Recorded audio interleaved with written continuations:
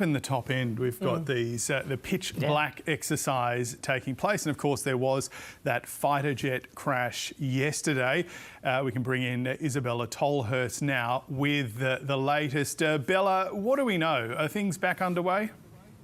Good morning, James. Yes, flying is resuming as normal today, and that's largely in part to the pilot being safe and well after his crash.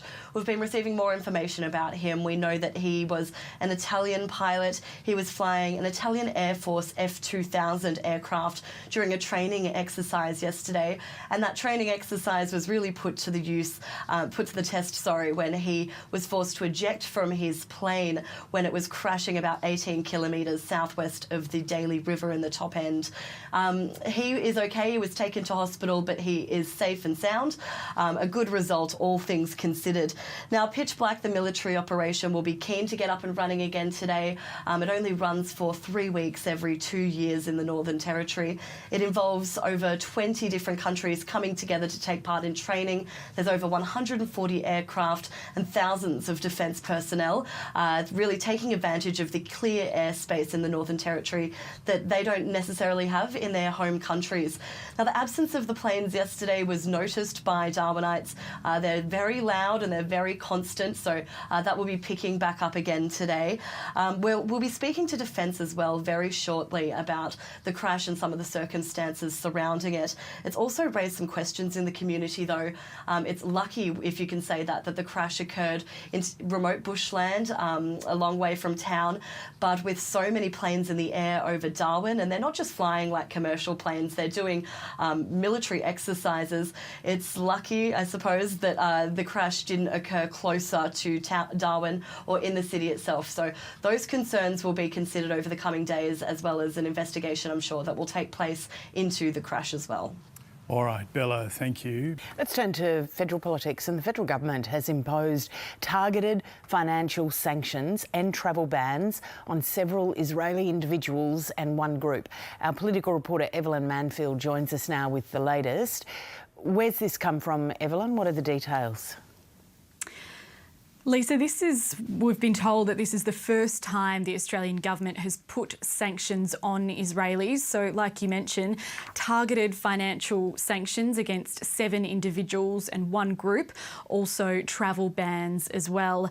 Foreign Minister Penny Wong says that these sanctions are because she says these people have been involved in violent attacks against Palestinians in the occupied Palestinian territories. Now, she's only put this statement out this morning, and she says that those violent attacks include beatings, sexual assault and torture of Palestinians, resulting in serious injuries and sometimes death. She says the youth group that has been sanctioned as well are responsible for inciting and perpetrating violence. So the Australian government has been consistent that Israeli settlements in the occupied Palestinian territories, including the West Bank, are illegal under international law. And then just days ago, we saw a ruling published by the UN's top court, the International Court of Justice, also saying that Israel's occupation of Palestinian territories is illegal, and also calling on Israel to evacuate settlers immediately. That was something that Israel's Prime Minister Benjamin Netanyahu rejected immediately. But the Foreign Minister Penny Wong this morning, for her part, says that these sanctions have been carefully considered and that they're substantial as well. We have briefly heard from the opposition this morning, who says really that they're just still seeking further information from the government about this. So as this reaction continues, we'll bring you updates this morning. Thank you, Evelyn. Let's take you to New South Wales now, where we're chasing an update on the condition of a 23-year-old man who had his leg bitten off by a shark near Port Macquarie. Jessica Kidd has been on this story this morning for us. Jessica, good morning again. Look, first of all, what's the latest on the surfer's condition? Well, Lisa, surfer Kai McKenzie is in a critical but stable condition in John Hunter Hospital in New South Wales following this extraordinary shark attack on Tuesday. Now, Kai is a 23-year-old semi-professional surfer. He was surfing at North Shore Beach off Port Macquarie on the New South Wales mid-north coast on Tuesday morning when he was attacked by what's believed to be a 3-metre-long great white shark. Now, he was able to make it back to shore, but his right leg was severed in that attack. Now, once on shore, Kai was helped by a number of bystanders, including an off-duty police officer who was able to use a dog leash as a tourniquet to help control that bleeding from that severed leg. Now, Kai McKenzie was taken to hospital where we know he did have emergency surgery to stabilise him before he was moved to John Hunter Hospital.